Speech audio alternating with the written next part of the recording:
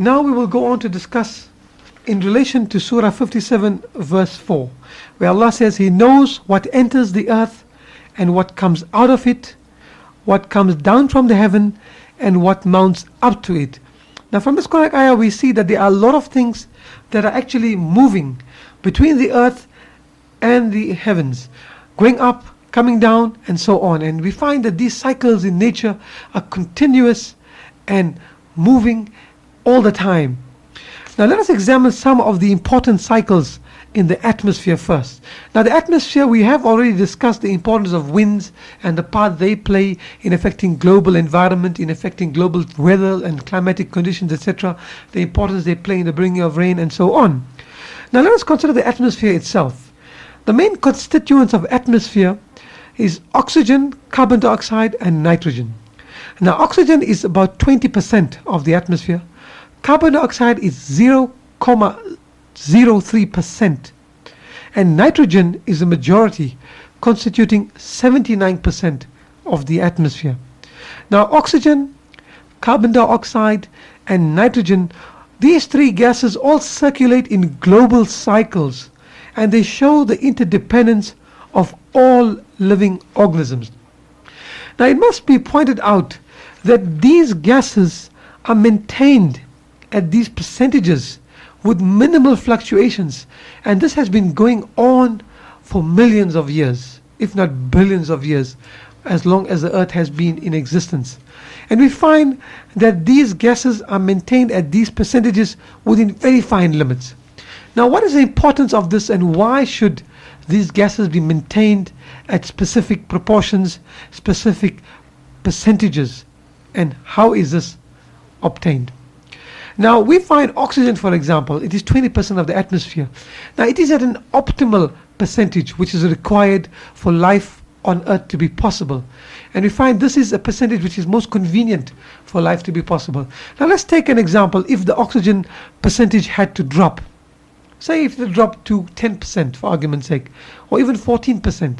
Now if oxygen was at this percentage, we would find that life on this earth would be very, very difficult, if not impossible. All life-going processes would slow down because oxygen is essential for life. Oxygen is vital for respiration, which is a process which causes the release of energy. If there is no oxygen, this process functions at a very minimal and at a very rudimentary or basic level in the absence of oxygen. Of course, life may still go on, but we would never see the type of life that we see on the earth today. And in fact, human beings also would not be able to function normally or as we are functioning as we see today.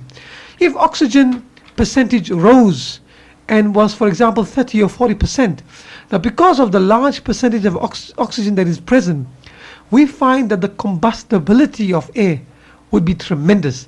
That is, that the possibility of fire would be so great that we would find spontaneously fires would arise because of the high concentration of oxygen. If we have a little flame, this would cause massive explosions and forests will just burst into flames and burn down. And of course, life would not be possible. It's like throwing a match into tons of gunpowder, and we'll find that there will be vast explosions and life as we know it would not be possible. Similarly, if we look at the other gases as well, carbon dioxide. Now carbon dioxide is maintained at a very small percentage in the atmosphere. Carbon dioxide is essential for plants. At the same time, it is the byproduct of respiration. It is the waste product when we breathe in. And this carbon dioxide, of course, if its concentration would rise in the atmosphere, it would be poisonous for human life and will poison the normal processes that go on in the cell, because the carbon dioxide level in the blood will then automatically increase, and of course this will interfere with normal release of oxygen, with normal respiration, and obviously would cause impairment of normal functioning, and ultimately life will not be possible on this earth. Another factor we find that if the percentage of carbon dioxide in the atmosphere increases, we find that carbon dioxide acts as a form of insulation in the atmosphere. We describe this in some detail when we discuss the concept of guards in the heavens. And we showed how important carbon dioxide was as one of these guards. Now, carbon dioxide acts as an insulation layer. Now, if the percentage of carbon dioxide were to increase dramatically, this would cause the insulation layer of the atmosphere to increase. Now, the problem here is that we would find that this would cause heat to be retained on the earth. As a result, global temperatures would increase. Now, if global temperatures increase, this means disaster, because life as we know it would not be as possible. As the temperature increases, we would find this will alter all the global climates. We would find the icebergs melting. We would find the various climatic conditions all changing. And in fact, climatic conditions could become so unfavorable that life on this earth will be grossly affected and ultimately not even possible.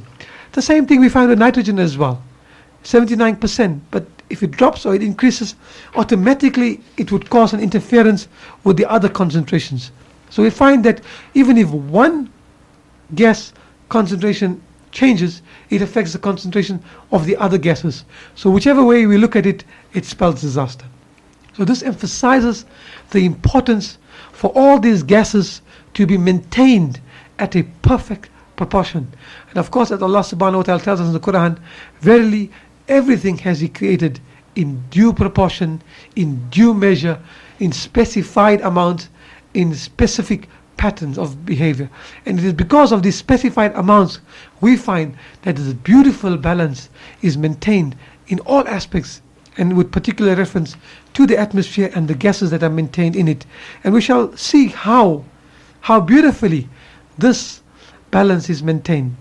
We will now discuss, first of all, the oxygen cycle. I think it is indeed a marvel. If we consider, as humans, it is estimated we breathe between 15 and 20 times. We inhale and exhale every minute. And in that period of time, we inhale vast amounts of oxygen and exhale vast amounts of carbon dioxide. And if you consider that there have been literally billions and billions of human beings doing this every minute or every second of the day, inhaling oxygen and exhaling carbon dioxide at these rates, and yet there's been absolutely minimal, if not any significant change in this delicate balance. It is really something to think about.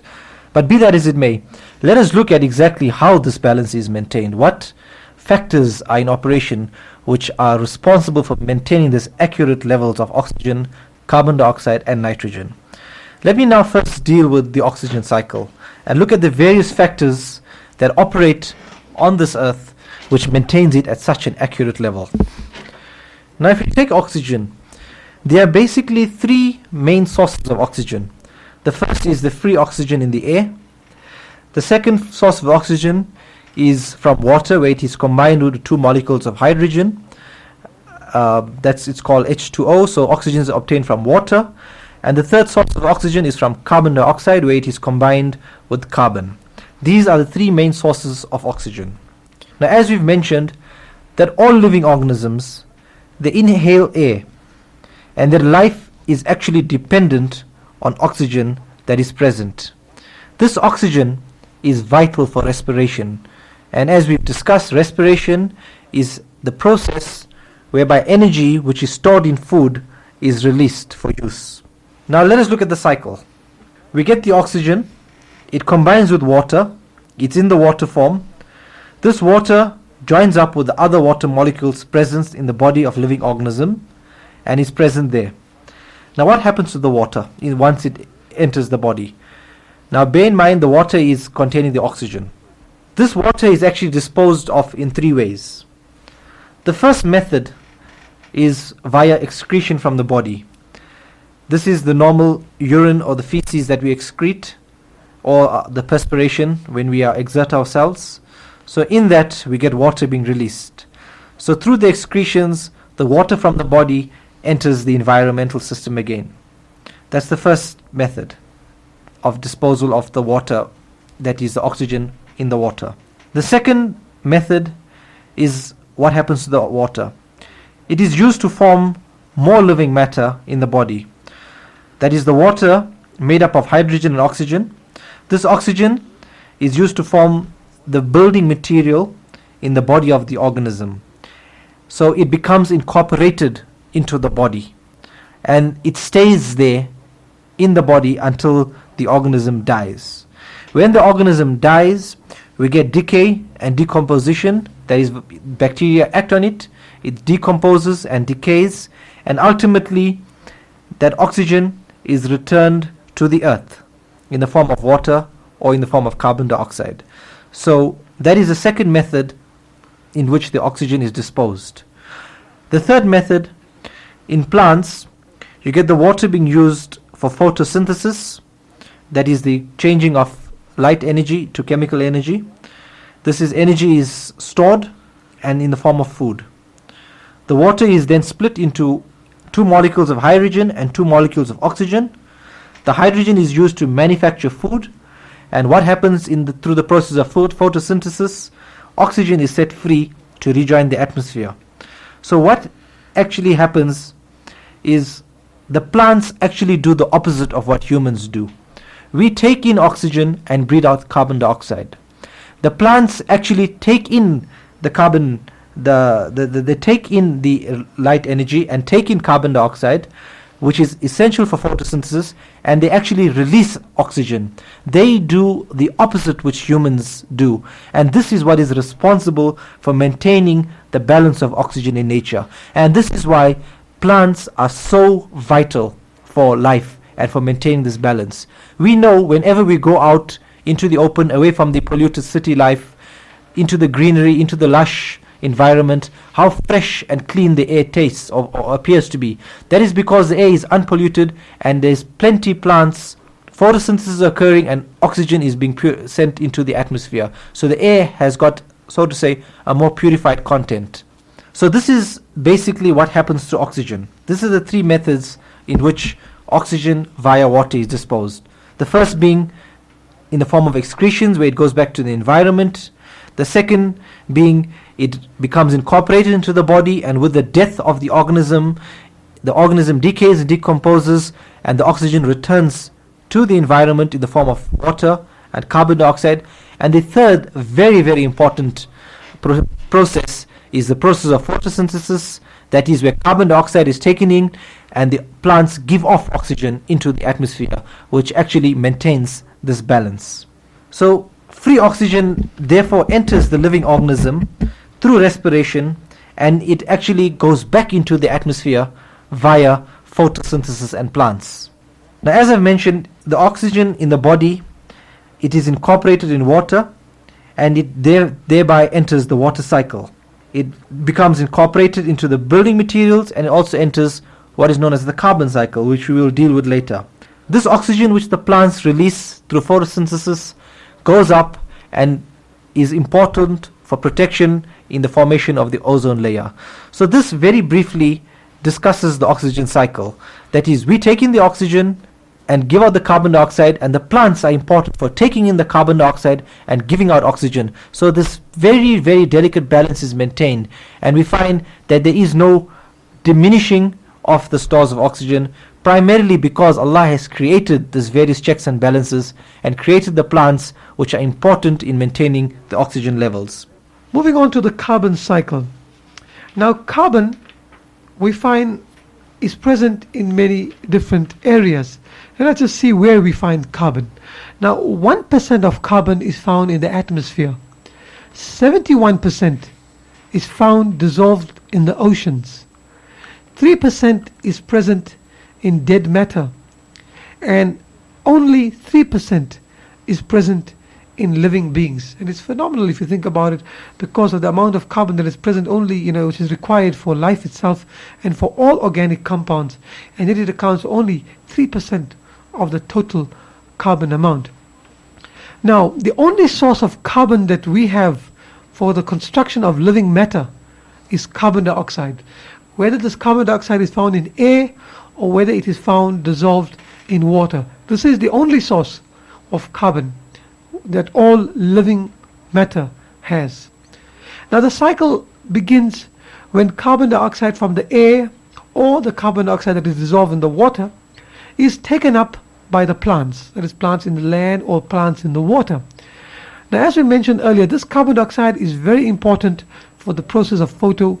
photosynthesis, which basically is a process whereby a green plant captures the energy from the sun and puts this energy into food, which is basic carbohydrates, glucose, proteins, and fats. And when this carbon dioxide is essential to form these compounds, or organic compounds as they are called. Now carbon becomes incorporated in the plant tissue as the fats, proteins, or the carbohydrates. And we said that this is stored in the plants in these various forms. Now when plant eating animals, or when man for example eat the plants, then the carbon is passed to them. And now this carbon becomes incorporated in the tissue of man or in the tissue of the various animals.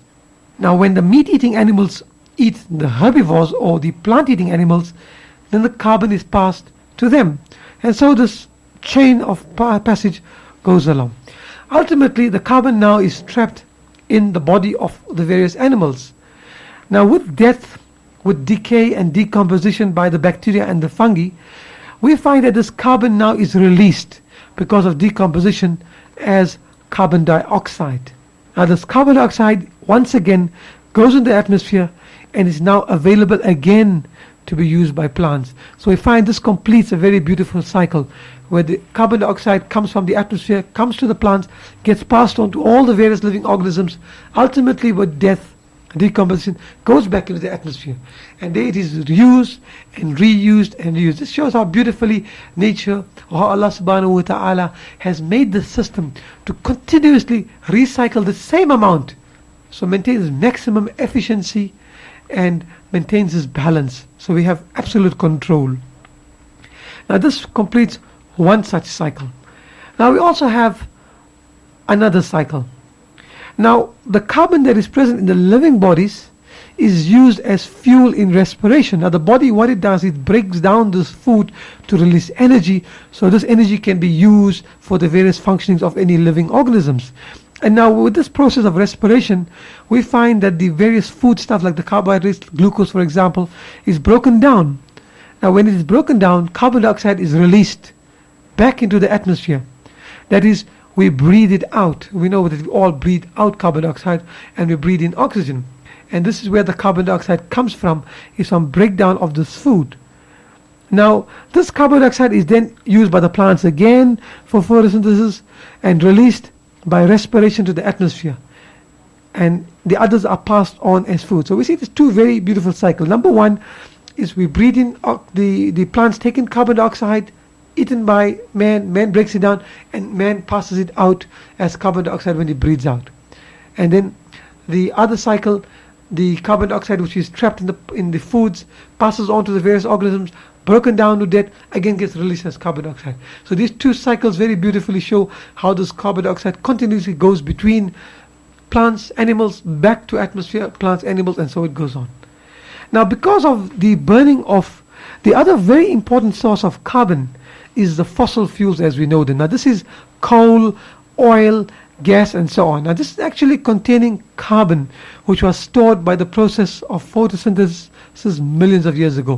What happens is this is basically plant material which has lied buried for millions of years and has undergone transformation. And this plant material is actually what is converted into these various fuels that we know of. That is gas, oil, coal, and so on. And so we find these are actually originally plant material and therefore high in carbon. Now when we burn these fuels, for example, in all the various processes that we require energy for, whether it's oil, whether it's petrol, whether it's for the fires we make, or whether it's for any other source of energy that we use it for, or when we clear various forests and destroy the plant life, what happens there is that the carbon dioxide level in the atmosphere now increases. And now, as we mentioned before, with increasing in the levels of carbon dioxide, the insulating level of the atmosphere increases, and so this results in heat retention, and the whole global temperature increases, obviously affecting all global climates and so on and so forth, as we discussed. And so we see how beautifully the carbon is maintained at fixed levels. We also explain the interrelationship between the oxygen cycle and the carbon dioxide cycle, because we find that we breathe in oxygen, we breathe out carbon dioxide carbon dioxide is taken in by plants for photosynthesis, and they give off oxygen. And so you see how beautifully there is a correlation between the two cycles, the oxygen and the nitrogen cycle. So this basically summarizes the carbon dioxide cycle. We will now look at the last of the main cycles, and that is the nitrogen cycle. This is also a very interesting cycle. Now nitrogen is, as we mentioned previously, it is the most abundant of the three elements. It comprises approximately 79% of the atmosphere. And nitrogen is important because it is required by all living organisms for the building up of the basic, what is known as amino acids. It is important for the building of proteins and what is also called nucleic acids. This is an important protein which is necessary for the genetic code in the chromosomes. So we can see exactly how important nitrogen is. The nitrogen, however, in the atmosphere is in an inert form, meaning it cannot be used directly by most living organisms. The only way that living organisms can use nitrogen is in the form of nitrate ions. This is the common usable form of nitrogen.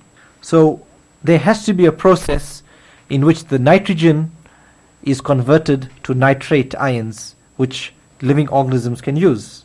And there is. Now these nitrate ions are found in the soil. Plants absorb these nitrate ions from the soil. We also get the rivers which flow from the mountains. They wash down various minerals from the rocks and carry them into the soil. So we get this as being the first source of nitrogen, that is the nitrate ions in the soil.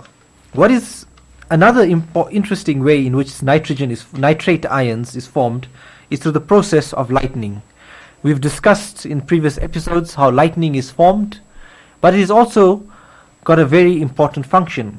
It is not just a random electrical discharge that occurs, but it is actually essential for our survival, as we will find out. This lightning which occurs is important because it provides the energy which, as it strikes through the atmosphere, it causes the nitrogen in the atmosphere to be converted into nitrate ions. So lightning itself is important and plays an important role in producing nitrate ions, even though it is not a very large amount which forms, but it is important in producing nitrate ions. These ions are then carried into the ground by the rain. So we can see this is the second source of nitrate ions being formed, that is nitrogen being converted to nitrate ions which enters the soil via the rain, and this is the way the plants can utilize it. So everything, as we can see, has got its purpose.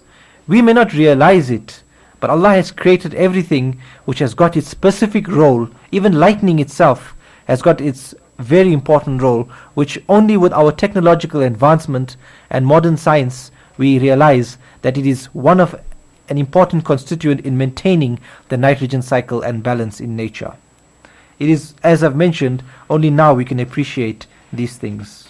Now we've got the process whereby nitrates are in the soil. The plants absorb the nitrates from the soil. The nitrates are now in the plants. Now plants are a source of food for the animals. So the animals, including man, eats the plants and in the process eats the nitrates or the nitrogenous foods from the plants. So it now passes on to the animals or man. With the death and decay of the dead tissue and waste matter from all the living animals, you get the nitrogen being converted into ammonia. So the nitrogen from the plants goes to man and to the animals. These animals die and the nitrogen undergoes a process of decay and is converted back into ammonia. The bacteria now come into play. They play a very important role in producing the nitrates again from ammonia and thereby making them available for the plants once again. You get one group of bacteria which actually convert the ammonia to nitrites. This is an intermediate phase in the formation of nitrates. And the second group of bacteria convert the nitrites to nitrates. And this is the usable form of nitrogen, as I've mentioned. So this is one cycle which occurs. That is, the lightning converts the nitrogen in the atmosphere to nitrates. It's carried by rain into the soil. So the nitrates are in the soil. The plants absorb the nitrates. The nitrates are now in the plants. We get man eating the plants. And with death, this nitrogen in man forms ammonia. And with the death, you get bacteria acting on this ammonia, forming nitrites, ultimately reforming nitrates. And that again is taken up by the plants. And this cycle continues perpetually. We get the same nitrogen being used and reused, is just being converted in different forms. So this is how this balance and cycle is continuously maintained. Everything, as we can see, is dependent on the other. So this again is an example which lends an explanation to the paradox that death is essential for life.